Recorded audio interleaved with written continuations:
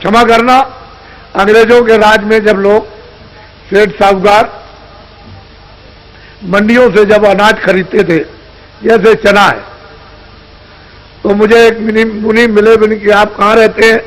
कह रहे मैं तो बनारस रहता हूं, मैं यहाँ अनाज खरीद रहा। क्या खरीद रहे? कह रहे मैं चना खरीदता हूं, मद्रास में भेज रहा हूं।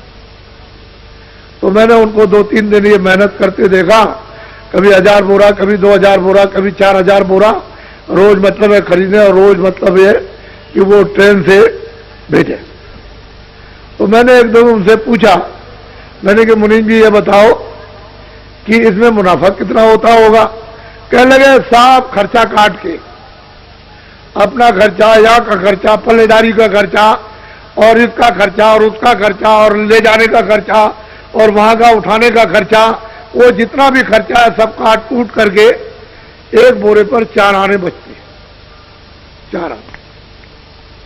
4 आने बचते। बस सब खर्चा काटने के बाद एक बोरे पर, 1 कुंटल पर 4 आने बचते, और 4 आने बचने पर भी वो करोड़पति है।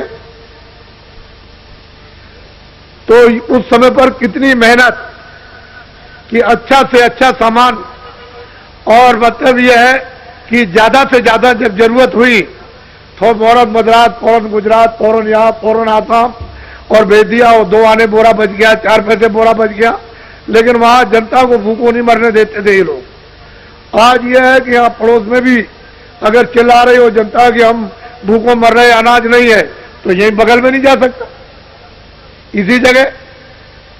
तो एक सेठ साहूकारों का प्रबंध और एक इनका प्रबंध, जमीन आसमान का अंतर।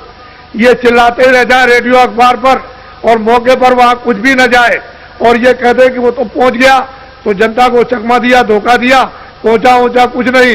तो पहले सेठ साहूकार इस तरह की सेवा करते थे।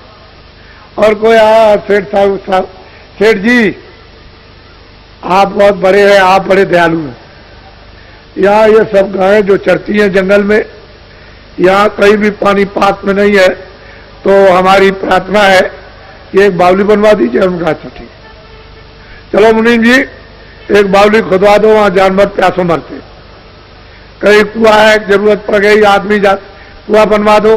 कह लगे बहुत आदमी आते जाते हैं, सेठ जी एक धर्मशाला बनवा दे। क्या अच्छा?